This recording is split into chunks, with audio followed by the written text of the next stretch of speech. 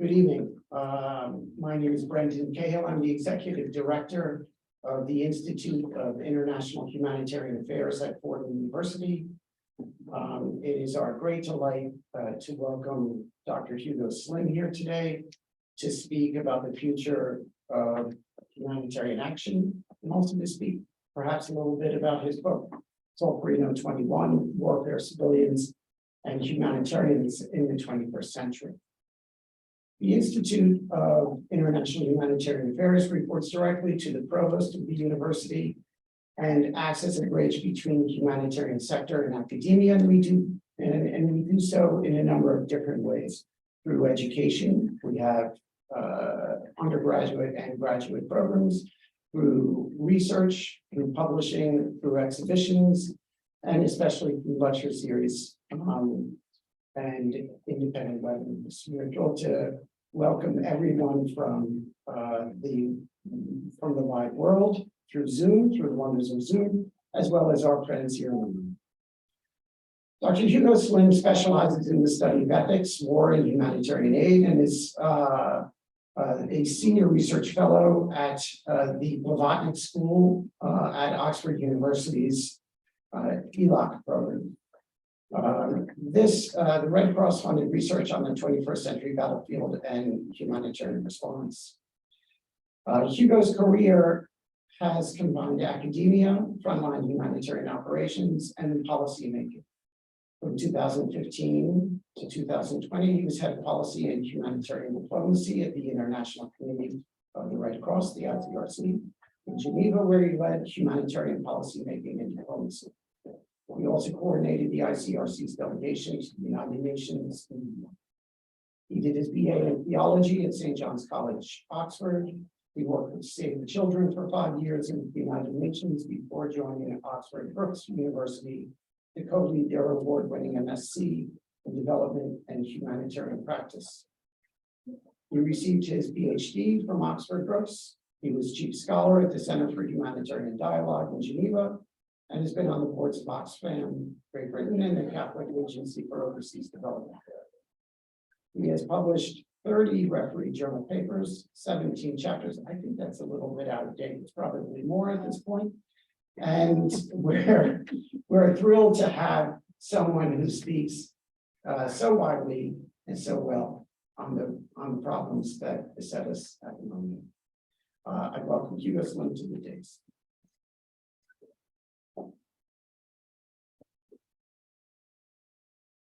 Brendan, thank you very much for such a warm welcome, and thank you for inviting me to think together with you all and with people online this evening. It's a great pleasure to be at Fordham, a university renowned for its commitment to humanitarian studies, and a Catholic university too, which is great because I'm currently at a Catholic college in Oxford as well. It's also a great pleasure to be joined by Diana Kakaskian from the IFRC, who's representing the 3 very generous Red Cross societies who financed this project and helped pay for the research and writing of this book.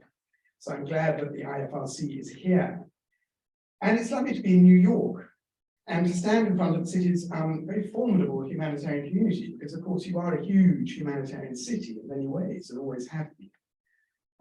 And a rather daunting one, because I'm very aware that probably online and even in the room, there are some real humanitarian futurologists, because there are people doing a lot of work on foresight in our sector. So I'm speaking to a very ambitious title this evening, perhaps even a foolish one, because very brave is the person who claims to see the future as we're going to try and look at it. And of course, many of the great religions and philosophies advise us to be very wary of fixating on the future. To worry about the future, they say, is to absent yourself from the present. And intense futurism brings only distraction and anxiety about things you could never really know and never really be certain about or control. So religions usually urge us not to worry about tomorrow, or to live fully in the moment, seize the day, and relish the richness of the present over the uncertainty of the future. But realistically, of course, we all live in 3 time horizons: the past, the present, and the future. And we try to make sense of the past, we try to make the most of the present, and we try to prepare for the future. And we cannot truly avoid any of these time horizons, and we care about each one of them, and we're right to do so. So it makes sense to try and talk about the future of humanitarian aid and to see it. And to live between these 3 time horizons is a distinctive feature of our humanity. Humans remember, humans act, and humans speculate, using our reason, emotion, and imagination as we do so. So this is our task this evening, to think about the future of humanitarianism, and it falls to me to start us off. So I'm going to try and approach our subject in 2 main ways. First, I'm going to explore the humanitarian past and the humanitarian present, because those are all I have at the moment, and find 10 clues to the humanitarian future from the past and from the present. And then secondly, I will suggest perhaps the right kind of attitude and moral mind humanitarians will need as we face the future.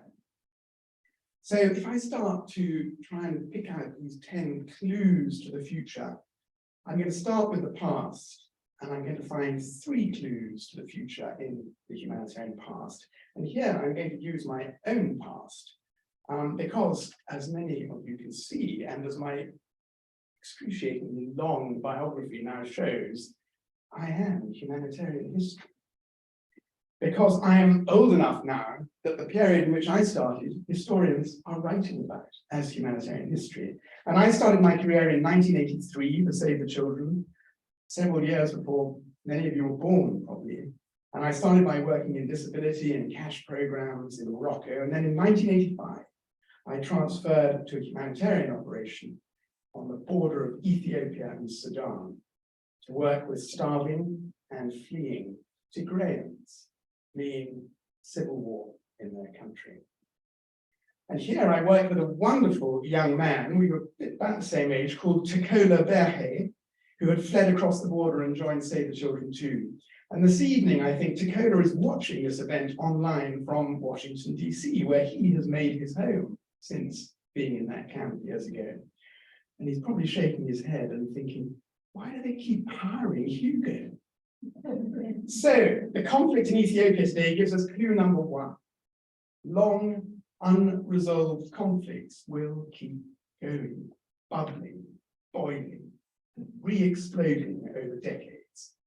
This means that many of the wars you work in today will still be there in the humanitarian future, existing alongside others that you never expected.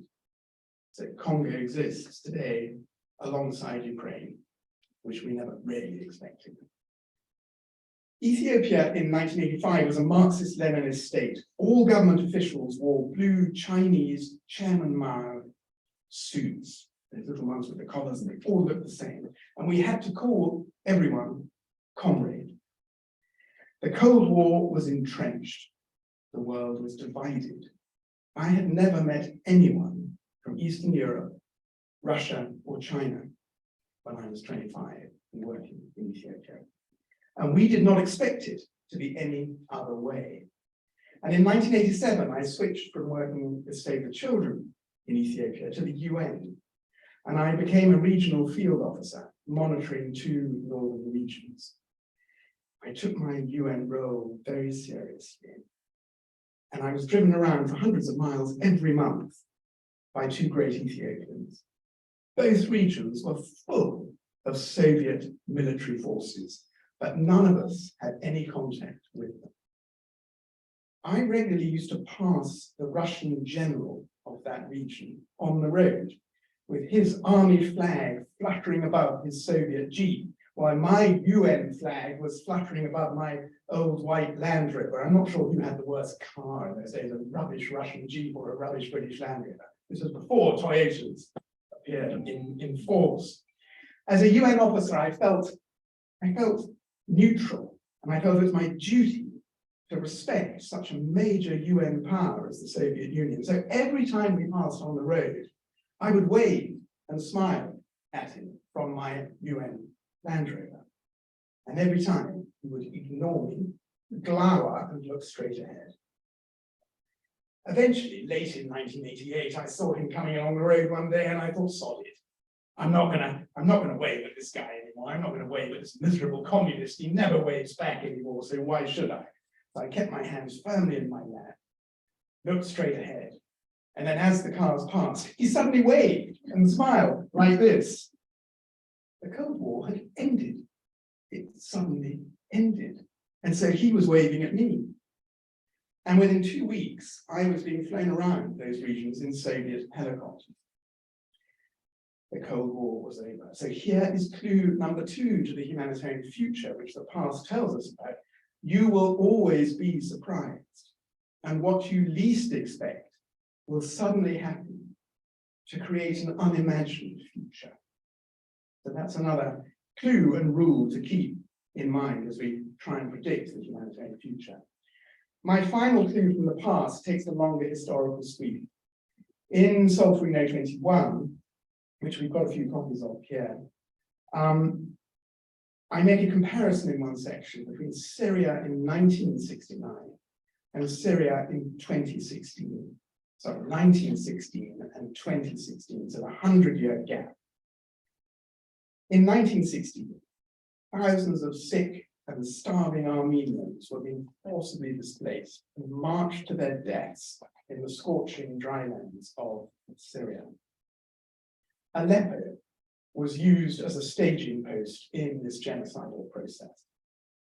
There was no great humanitarian operation to help them, but only a handful of church people, business people, and the occasional compassionate Ottoman official, plus a few US and European diplomats, America's famous Ambassador Morgenthau in Constantinople, trying desperately to raise the alarm about them and engage international action.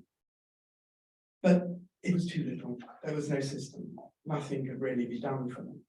And hundreds of thousands of Armenians were brutally killed in this way. 100 years later, in 2016, Syria was at war once again. And that war again in 2016 focused around Aleppo, as you will remember. And again, hundreds of thousands of people were forced to flee from Aleppo and out into the country. But in 2016, unlike 1916, they walked towards a huge international humanitarian system that had developed institutions, norms, laws, and financing over the course of that century. It was an amazing change and a fantastic humanitarian achievement. And none of them really died in that initial flight, and most people survived and were saved and fed and protected in some way. So here is clue number 3 from the humanitarian past about our humanitarian future. Citizens, governments, and religions of goodwill will gather around a good cause and make real change. Humans are politically gregarious, and they will rise to an ethical challenge to create new imagined communities, humanitarianism, important new institutions, all your UN ones in New York and NGO ones, new practices, food, shelter, water, health, new professions, new targets, and new laws. And we should expect this in the climate emergency, the new wars, and the new diseases of the future.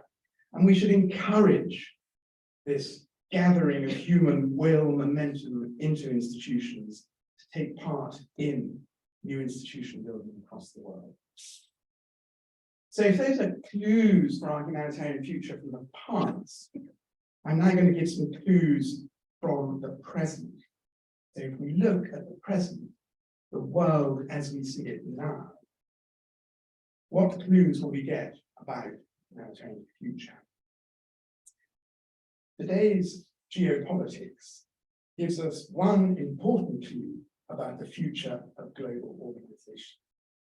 We are heading once again to a world defined by spheres of influence, big geographical blocks of power, which will resist, exclude, and compete with other big geographical blocks of power and influence. It always conjures up those images of Matisse's wonderful big blocks of power, colors, those things he did on paper with color. That, in a way, is our geopolitical world at the moment. And this means there is no chance, in my view, of achieving a single international humanitarian system. Ambitions that the Western humanitarian system might expand to become the global system are redundant.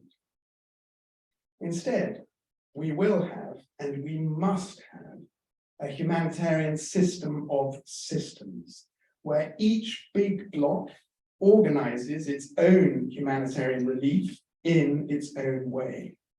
And so here is clue number 4 about the future, which we can take from the present. To put it politely, we will have a series of civilizational humanitarian systems: Chinese, Indian, Muslim, European, African, North and South American.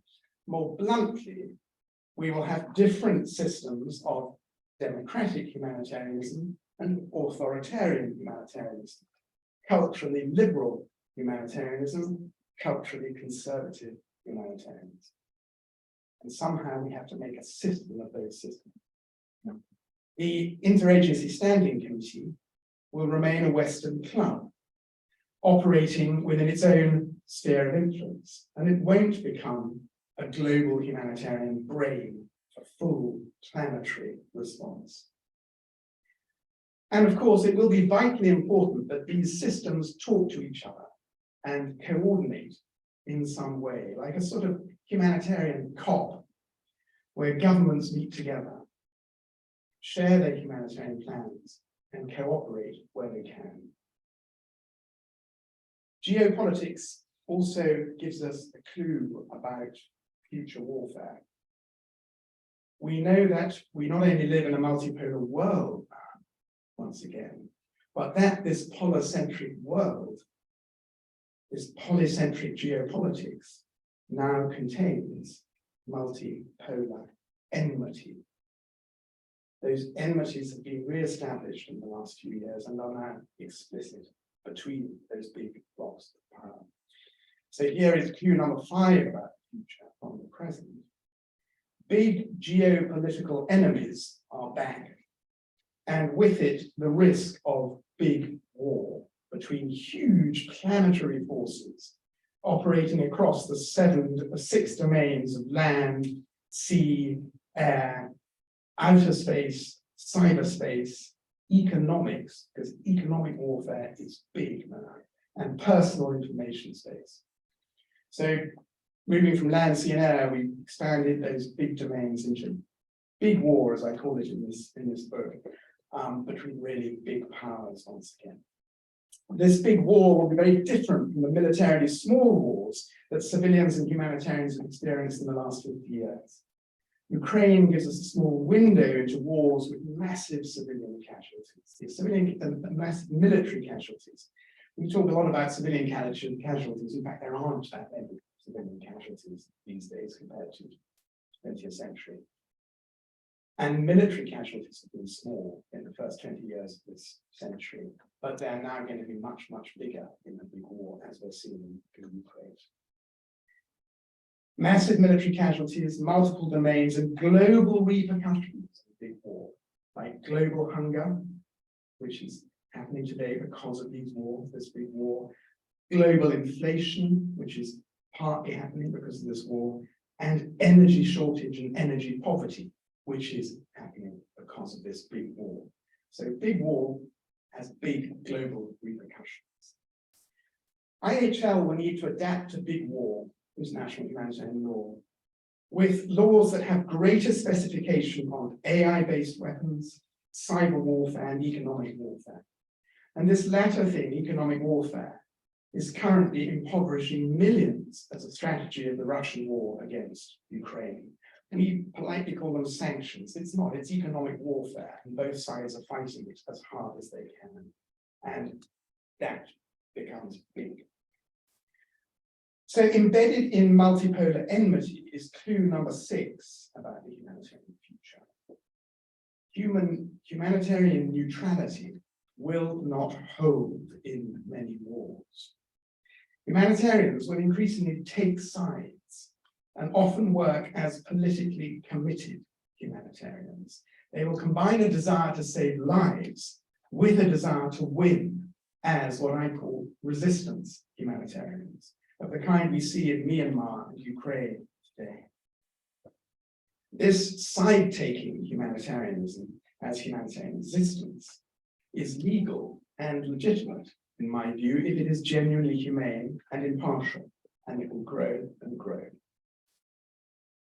Current calls for the greater localization and decolonization of Western humanitarian aid suggest the future will continue to demand a rebalancing between global institutions and citizens' movements in humanitarian aid.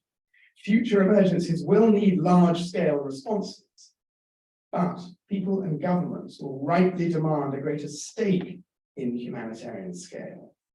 It's also obvious that international agencies, UN, Red Cross, big NGOs, will not be able to grow to the size required to save the world. UN agencies, the ICRC and the World Bank may be too big to fail, but they will also be too small to succeed and too expensive. New and cheaper national humanitarian platforms must be grown to scale in the future.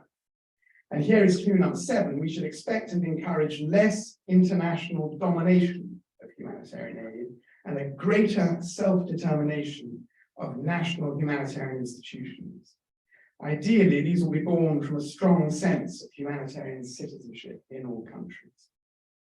The biggest and most easily predicted challenge we can see today, looking at us from the future, is the global climate crisis. We know that our world will change enormously in the future because of the existing and future damage from climate change. Our humanitarian future will see extraordinary changes in human geography, non-human life, disease, and the global economy. Sea level rise, extreme heat, intense winds and floods will see human society and human economy relocate away from unlivable areas and towards newly habitable areas, particularly around the Arctic and the wider high north as it becomes warmer and other places become hotter or flooding. Land and resources will be dramatically devalued in unlivable spaces and dramatically revalued upwards in livable places. Land, sea and air, and outer space will be desirable if they are climate strategic. Good places to live and trade near natural resources that are essential to the post-carbon economy. This global reset will be extremely turbulent for nature and for society. We will need cooperation, collaboration, and collective action. But, as always, we will struggle to achieve this. The results will be suboptimal and create new classes of the climate rich and the climate poor, those who are suffering and those who are thriving. Mitigation, adaptation, and resilience will be strategic priorities for all states, and we can expect climate wars if people fight over adaptation, being greedy for their own adaptation and denying adaptation to others. Resistance and survivalist movements in the climate crisis will emerge around climate disruption. Climate adaptation may itself come to be considered a just cause for war. All this will need new norms and laws. The current schema of human rights law and international humanitarian law will overlap and will provide initial protections, but much greater specification in law and norms and policy will be needed to manage and to legislate, if you like, regulate the climate emergency.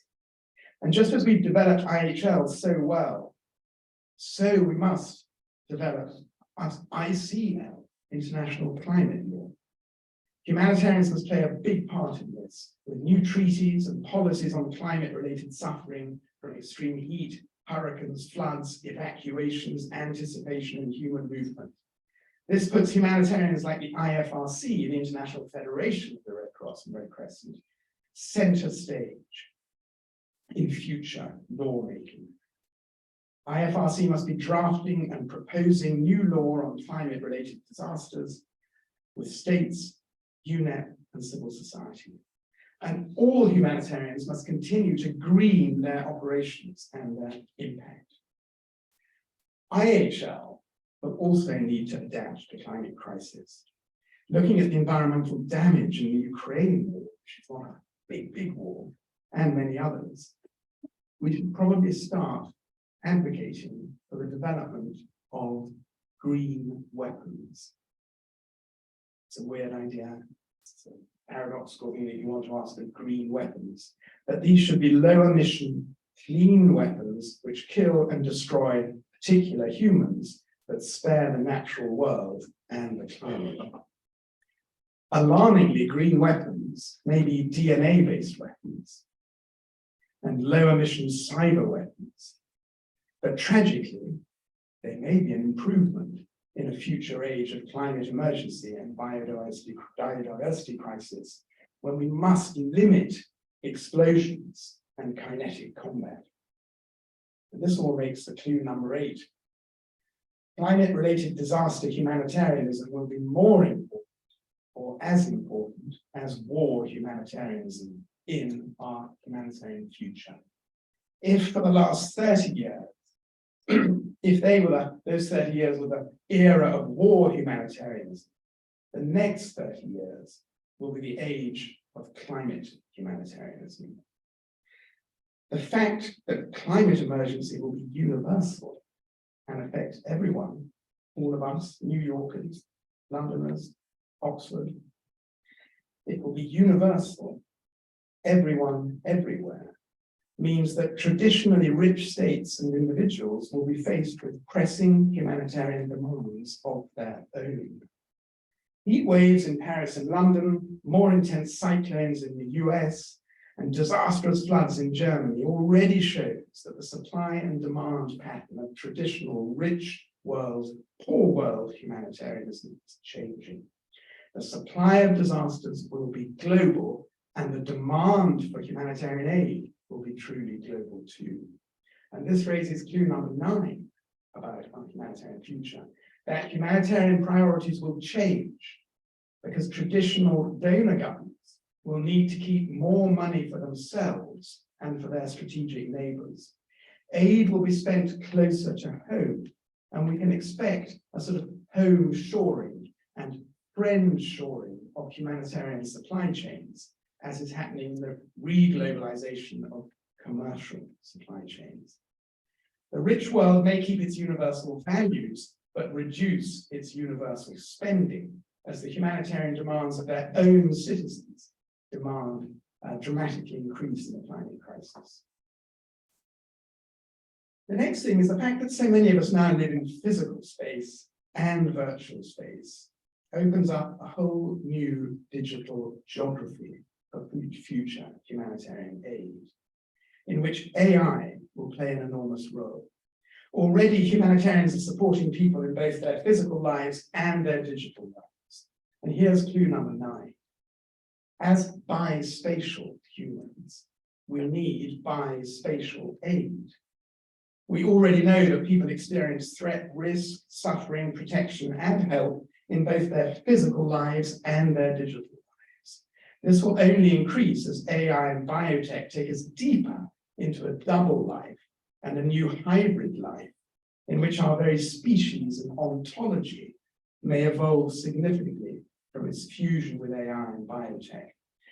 This existential challenge to human life posed by climate crisis and our hybrid evolution with AI suggests one last clue, number 10, to the future.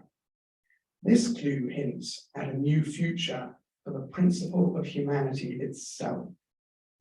Our very first principle as humanitarians, to protect life and health and ensure respect for the human being. This principle is likely to change in the humanitarian future because of the climate crisis and because of AI. In the last few years, humanitarians have done really well to create the principle of diverse humanity that sees humans as the same and different. Humans who are women, men, girls, boys, LGBTQ, different colors and different classes. This recognition of diversity and intersectionality in the principle of humanity has meant that humanitarian aid has become much more nuanced and better targeted at a wide variety of humanity. The future demands that we evolve the principles still further in two ways. First, we can no longer be so anthropocentric, obsessed with human life alone. The risk to so many species of extinctions calls us to value non-human life as well as human life. Sometimes in the future, we may even have to prioritize between non-human life and human life. Sometimes thinking humans should get less, non-human life should get more in this situation. Nor is it only non-human life in nature that we should include in our evolution of humanitarian's first principle. We also need to consider AI-based non-human life. In the future, non-human combatants will be fighting autonomously in war, and we will have to come up with new notions of legal liability, which counts them as responsible for war crimes, not just humans. Responsibility in war will be shared by humans and machines. Non-human robots will also be doing a lot of humanitarian aid, analyzing, distributing, treating as sort of robot doctors, and even caring in many different ways. They will be humanitarians. Finally, the principle of humanity will need to think of future human life and non-human life, the rights of future generations, unborn humans, animals, and unseeded plants. Climate justice demands we think beyond the needs of those alive today. And humanitarian ethics and climate ethics will need to evolve together. And this too will change the time horizon of humanitarianism. So our last clue suggests that future humanitarians will work to a much wider ranging principle, which takes a more complicated view of life on Earth. And finally, and I'm overrunning a bit, I'm sorry, just some sort of psychology about how we should think and feel about this. What attitude should we take to this humanitarian future? It's very easy for a talk on the humanitarian future to put us in a terrible mood, to depress. So I suggest that a key part of our response to the humanitarian future should be a psychological one, grounded in well-proven virtues, which will help us to be right-minded and emotionally resilient in the face of challenges to come. We should be worried and sad about the possibility of bigger wars and the certain destruction from climate change. To be sad and worried is normal, but we should also feel other things. Humanitarians are optimists, or we would not bother to save any lives. So we should look to the future with excitement and be determined to do as much as we can to build a movement of humanity, laws, and action, which produces the best of human beings and builds new institutions and new crises. We should also be courageous and hopeful about the future. Wonderful things will happen alongside terrible things in this humanitarian future. We should also be collaborative in shaping the future and competitive also, because great inventions and advances often flow from competition as well as collaboration. And we should be loving in our future, loving of our own and other species, as both human life and non-human life faces existential threats.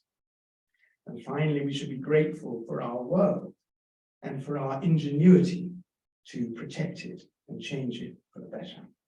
So I'll stop there, and I hope my 10 clues to the future will chime with some of you, and they miss many things out, but I look forward to our conversation. Thank you.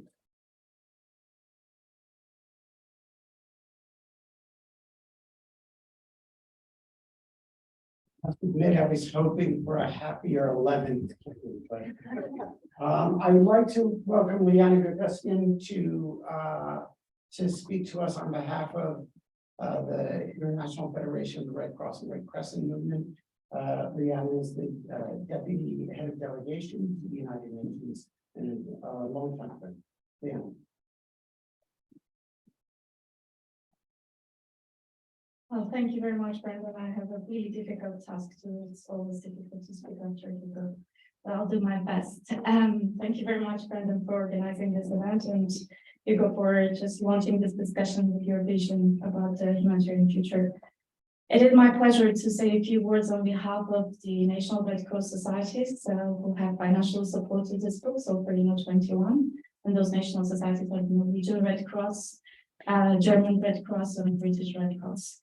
It is extremely timely book because I think that we are entering a new era when we're just seeing more and more computerized and proxy wars, interconnected crises. So it's very timely because it poses the right questions and it generates the right conversations about the change for humanitarian action. I just want to take a couple of minutes maybe to reflect and deepen on some of the issues that were mentioned by Hugo. Things that are very near and dear to the International Federation of Red Cross and Red Crescent Societies, the IFRC, things that we have been doing and we continue prioritizing them as part of our kind of a vision also for the humanitarian action. And those things are participatory aid, anticipatory action, and disaster law.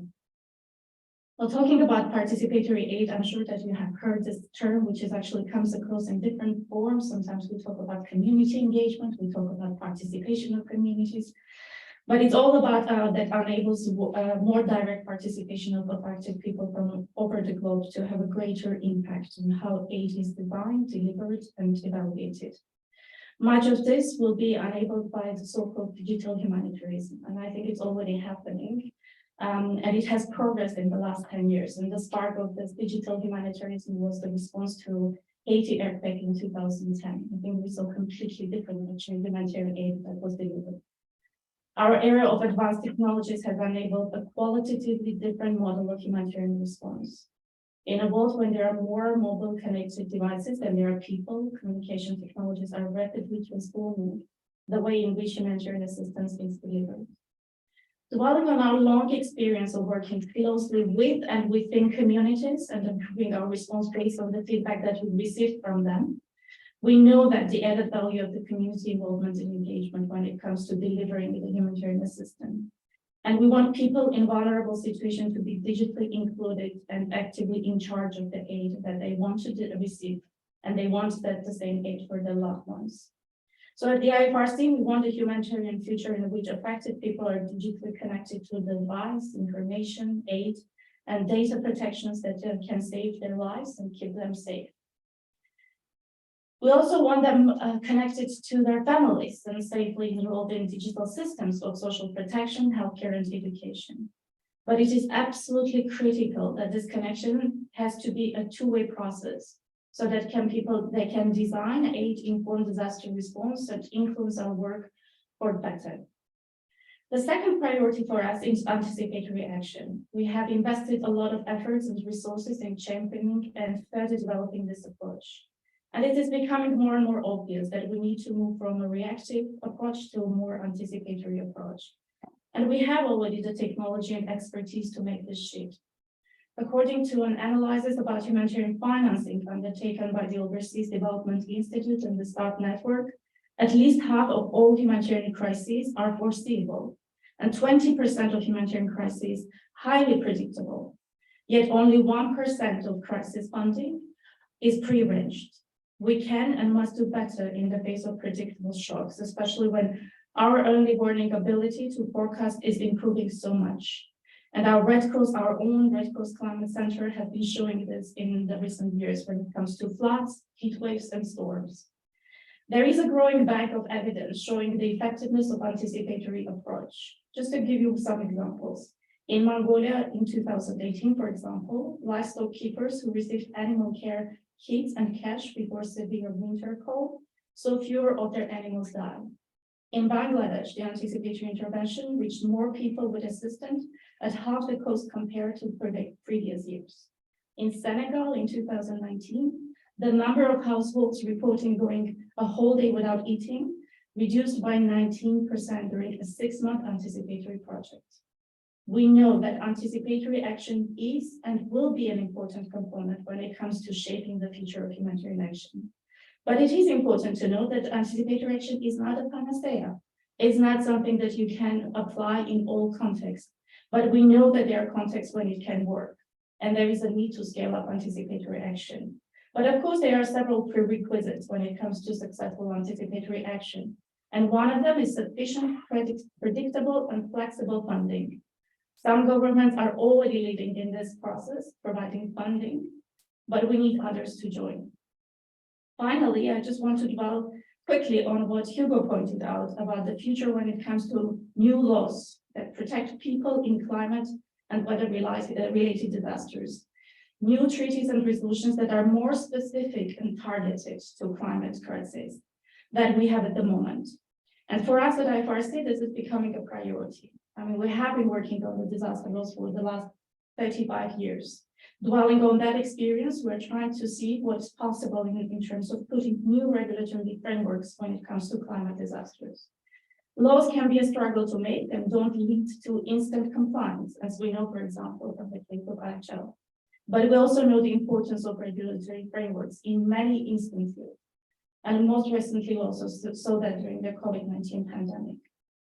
So these are the priorities that we're focusing and we have been working, and we think at IFRC those priorities will become still an important component when it comes to shaping the future of the humanitarianism. And we hope that to see that more and more of our partners joining us, where we will be able to make sure that participation, anticipation, and new legal frameworks play a central role in the future of humanitarian action. So with this, thank you again, and it's my pleasure to be here.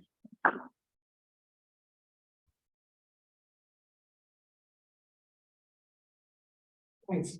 This next 16 minutes or so, we'll go into questions. Questions from the room and questions from our global audience as well. And so I'll ask Alexandra to work on the Zoom questions and take any questions here. So. Thank you very much, Hugo. Thank you, Brendan and Leanna, for that update. It was excellent. I read your recent book, Hugo, and I loved it. So it's great to see it all brought to life in this presentation today. You did, in your book, mention that, for better or worse, the UN Security Council is a huge, powerful role when it comes to humanitarian action. The question is, an impossible question, is what do you see the future of the Council? What has it done well in humanitarian action? What has it done particularly poorly? And what could be made better as the years go on? Thank you very much. What's your question? Right. Thank you very much. Great question, and that is from a member of the Security Council. Great, and well done, Ireland, great country. Yeah. I might have expected that in New York. What's interesting about the UN Security Council, but I mean, I say in the book, it's really, it's emerged since the 90s as the highest humanitarian policy-making body, because it has done an enormous amount of work on sort of, gender, peace, aid corridors, provisions, consolidating IHL. So it's done a massive amount of sort of norm making and norm solidifying. And I think we have to be fair that it's had some impact. It has it's got those corridors in Syria that you struggle for every day, but it's had massive failures. It's got places where the geopolitics of the Security Council won't let it consider or work. And I've been thinking about Myanmar today with a group of people, and that's one example. So I'm not sure what will happen in the future, because I think there's also a reluctance by China and Russia to have climate come on the Security Council too squarely. And in some ways, I'm not sure it should. I tend probably to agree with them, because I wouldn't just want 15 states making global climate disaster-related policy. That's why I look to the IFRC and others to work probably with the General Assembly and other fora to come up, and just states generally, with climate humanitarian law. But yeah, it's got a really mixed record. It's made a lot of norms. It's produced a lot of paper, but it hasn't always had operational impact. This is a question from Becky online. Hugo spoke of a future in which humanitarian aid blocks will each operate within their own sphere of influence, and that these blocks may coordinate to some extent in a COP-style setting. So following on from the previous question, what do you think the future of the United Nations looks like in this scenario?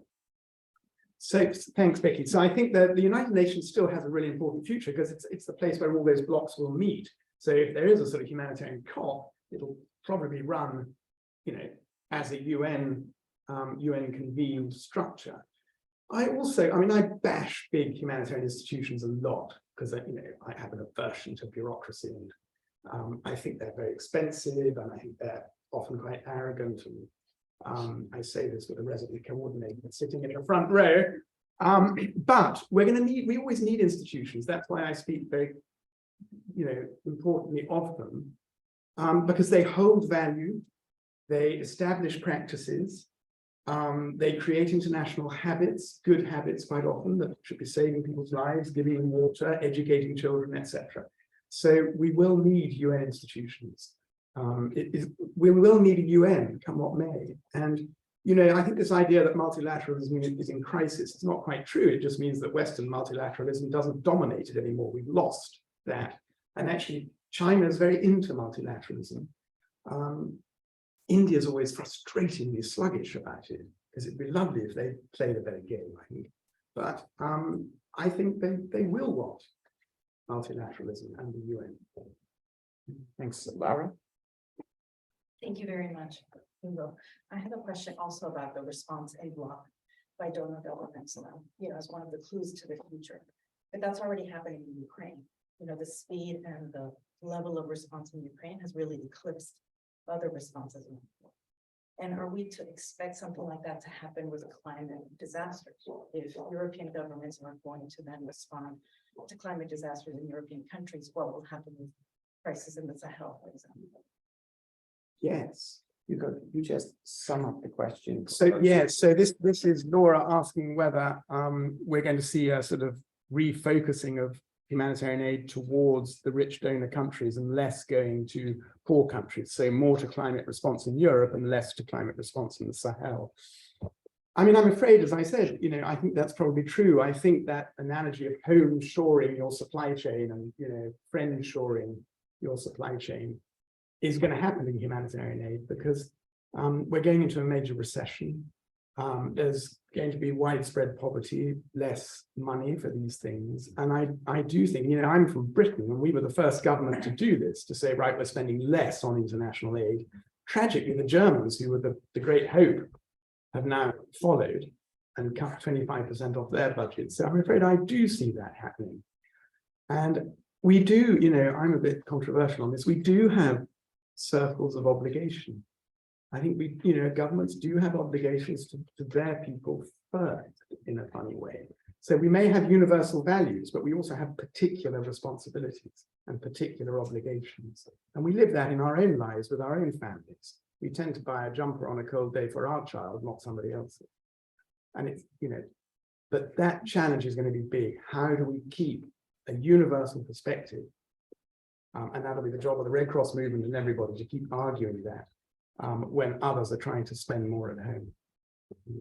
I'm going to take another one from our global audience and then to you. This is from Claire Bailey. I'm an IIHA from Fordham graduate from 2018 with a recent master's in development practice from Trinity College in Dublin.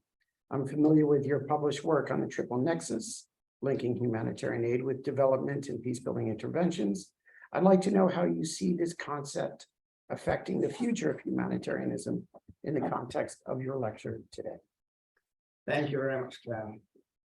I can't remember what I wrote about it. Well, that's the trouble when you get old and you write all this stuff. And I also remember very determinedly deciding never to write about the nexus again. Just as an aside, because we're in a Catholic university, the nexus is this challenge to reconcile somehow humanitarianism, development, and peace. And it's always struck me as a particularly Western agony, akin to our problem with the Trinity. You know, we want to say that God is 3 in 1, and that 3 in 1 and 1 in 3, and how do we make 1 out of 3 and 3 out of 1 and all that sort of thing. Actually, you go to China, you go to ASEAN, you go to other parts of the world, they don't have this problem. They see people have problems, and therefore you offer solutions in a sort of single way. And if they need peace, they need that. We've got this awful category problem that we've created, these wretched pillars that UN talks about, which is such a sort of architectural thing. So what do I think about the nexus? I think the nexus is how we all want life to be, because we all care about those 3 things. If I'm a family in, you know, Myanmar or Ethiopia at the moment, I want something today. I want a livelihood that's going to keep me going tomorrow. I want peace. So I want those 3 things, but I tend to want them as one. I don't divide them up too much. And so, Claire, I hope that the nexus will hold, and that people will find ways of putting things together much better in Western aid. But it's become a jargon term, and the adjective is nexy. Yeah. So, Natasha Itzkov, I tend to work in areas less humanitarian, more conflict, sanctions, and politics, counterterrorism. So maybe I'm wrong, but you're really expanding humanitarianism into everything. It feels a little bit empire building in some ways, and maybe not from a group that has all of the skills to do all of these things. So when you talk about some of these nexusy spaces, we are in pillars. I don't know that it's necessarily Western, but do you really see the humanitarians coming in to do all of this, when traditionally it's been a little bit more mitigating rather than solving? Natasha, thank you. Sum up a bit. So Natasha's asking, is there sort of overstretch and overambition in humanitarianism, which is trying to do everything today? And shouldn't it sort of stick to its niche and let others walk towards some of the bigger problems? So you're absolutely right. And I have quite a bit about that in the book, about the expansion of humanitarian aid. Interestingly, in the 19th century, in the British tradition, the American tradition, the word humanitarian meant everything. So you were a humanitarian, you could be working on child labor law, factory law, you could be working on anti-slavery, you could be working on setting up girls' schools or medical hospitals in slums. You were called a humanitarian. And that was the sort of traditional Anglo-Saxon understanding of it.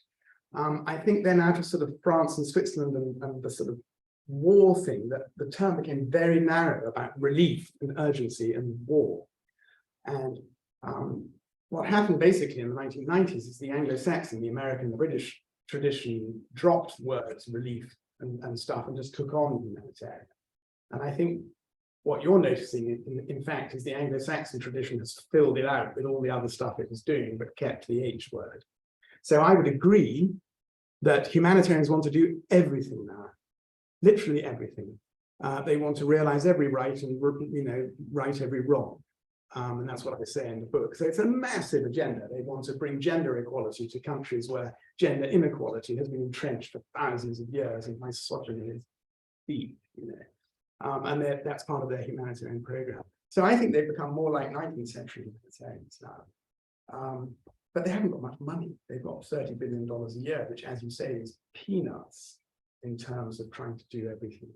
So that's why they must stop being rather aggrandizing and be happy when the World Bank arrives, or be happy when the African Development Bank arrives, and step back.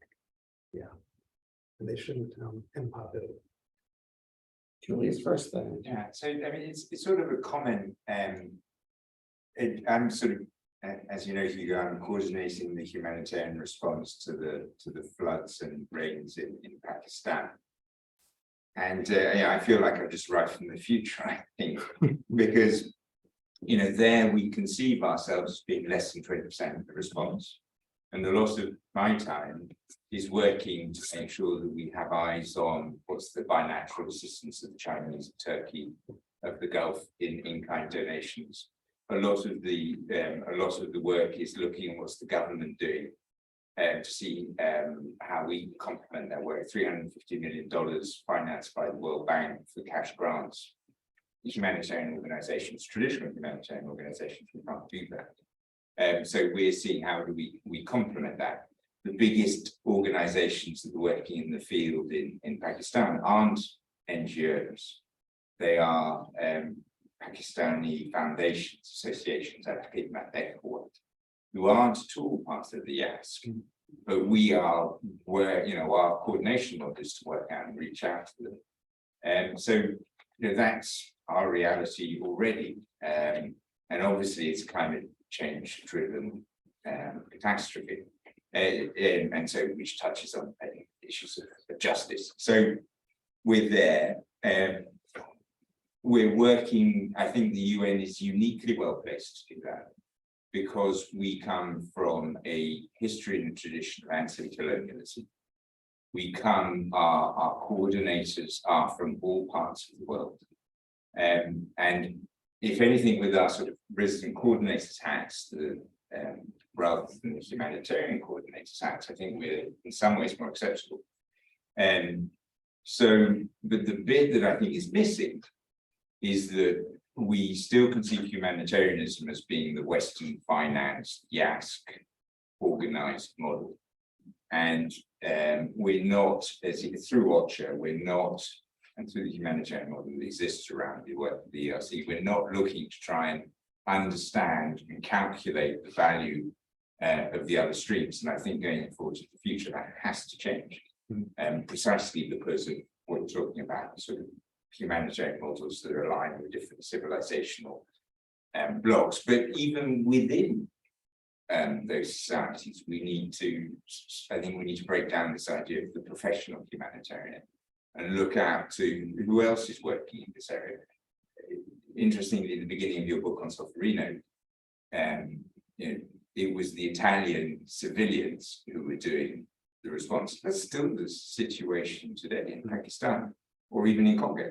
And so we need to broaden our understanding of what it is to do humanitarian work beyond the professional humanitarian organizations. Sorry, that's a long comment, but yes, I think you're spot on with that. Well, just to say I agree, and I'd say Julian, in case you couldn't hear, is saying he's already in the future in Pakistan because the proportion of Western aid is tiny compared to the big blocks of civilizational money coming from China and India and others. And the great majority of actors are not international agencies, but citizens' movements from Pakistan, in Pakistan. And that is the future. And I would agree, I think citizens' movements should be much more greatly recognized and empowered, and agencies should get out of the way for them. And I'm glad to hear that, that is happening in Pakistan as it should. And I hope it will prove to have been good. Thanks, Hugo, Brendan, Liana, anyone else? Kind of picking up on some of the comments and questions so far, just curious if you could expand a little on humanitarian financing. Obviously, needs are rising.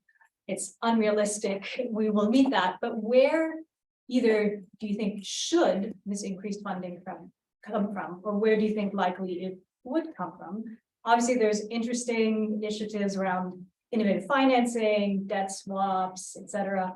But where is there somewhere we haven't sufficiently as a sector looked to yet to amass this And funding? before you answer that, I'm just going to add a question onto that from the global audience, from Rahul Singh.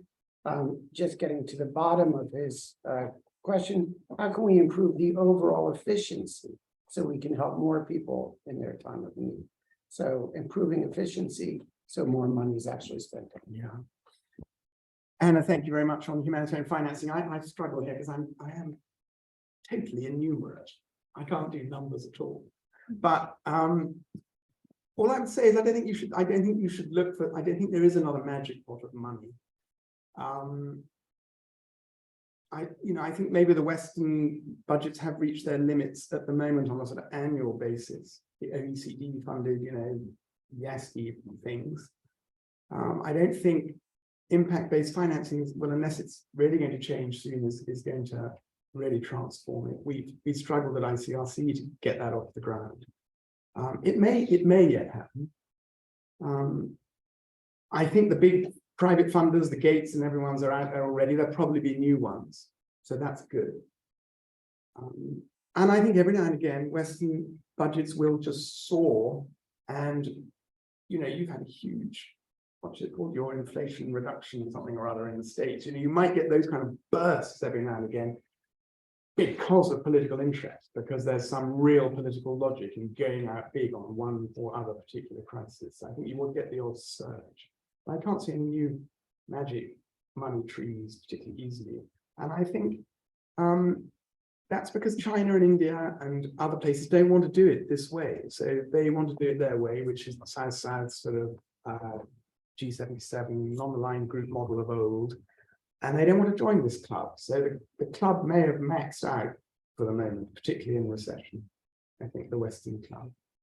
Raoul, great question about efficiency, value for money. I feel very strongly about this. I said, and I do feel that most international bureaucracies in aid, whether they're Red Cross or UN or INGO, are too expensive in their business models. They hire too many people. Every time there's a new problem, they recruit a new team to solve that problem. They often use 10 people when they could use one, and they need the other 8 people because they're all creating work for each other. So I'm quite a critic of bureaucracy, and I think there's far too much of it in aid. So I think if people were really brave, they would find a new business model. And in my book, I argue very strongly that a lot of international organizations should do that by actually transforming into partnering investor companies who are investing into those national platforms that Julian talked about in a place like Pakistan, not trying to do it all themselves. And then I think you'd have models of aid agencies that were more like investment funds who had 2 billion, 4 billion, 3 billion, and they were actually rather savvy investors who knew where to invest it in citizen movements, in governments and whatever, to get maximum return. And I would run it that way. Well, we've reached the, I'm sorry, Dirk, maybe we'll do that. The Do you have legend, time for one what the more? legendary Okay. Dirk. Dirk Yes, I Simons. do. Yeah. You're on. Yeah, Hugo, I'd like you to comment on an issue of underlying building blocks of the humanitarian system. We've always worked on 3 assumptions. The first is that humanitarians respond when things are normal, signed as a crisis, we intervene, things become normal. Second World War, for example, awful conflict, 5 years later, Europe is nice and peaceful. Tsunami, awful mess, Southeast Asia, the most peaceful. Can we still assume that we are, as humanitarians, intervening in something that returns to normal? Or are we going to see waves of change that overwhelm us with no normal to fall back on? The second assumption is that there are institutions that know how to deal with this. The food program, ICRC, can they scale up to the kind of problems we might foresee with things like migration due to climate change? And the third assumption is that the entire system is supported by people who believe in global solidarity. They vote for governments which put money in, little old ladies put money into the hat, but there is a system that supports this. How fragile is that system? Will that system survive as we see increasing nationalism, even in Europe, in this country? Is the entire tripod on which we're working strong enough to weather all this? Great questions. And of course, actually 3 questions in one. Nexus question. Return to normal. Yeah, I think that depends on context. I think some emergencies, you can get that sort of turbulence, rush, explosion, return to normal. So it depends on context, but many of them, no, there is no normal and there's no governance and political contract to work out a new normal. I mean, aid agencies can't work out a new normal. That has to be politics and government and people together. Scaling up, I think, it's the big question for climate crisis. I don't think it's going to be as I said, the single institutions, that they're always going to be too small to succeed. So they've got to really build up a network and a system of other organizations. They can't try and think, they appeal every year, make us bigger and then we'll meet the needs. This is the sort of classic UN and ICRC sort of appeal. But I don't think that's right. I think actually investment should be much wider across platforms, not vertically into growing bigger and bigger institutions, because we tend to know what happens to them in the end. They have scandals, they collapse, they, make a mistake or whatever. And global solidarity, I mean, I should have emphasized that more. I think that will always be there. I think humans are good as well as bad. And I think people care and will go on caring. And so, as I said, we will gregariously come together to build new solutions, to build new movements. And I'm very optimistic about that. Well, I'll leave it with that. I would like to thank Liana and the IFRC, the Blavatnik School at Oxford, the Institute, and all of our colleagues at Fordham, but especially Alexandra Jelinek, who did so much to put on this, and especially Dr. Hugo Slim, who took time out of his busy schedule to come and give a really brilliant lecture tonight. The book is here, Solferino 21. I urge all of you to buy it. Actually, I'll give it away. So. Yeah. He'll give it to It's a everyone on the humanitarian World Wide gesture. Web. Yeah. And just these ones. Just these ones. And look forward to future events like this. And so thank you so much. Keep doing good work.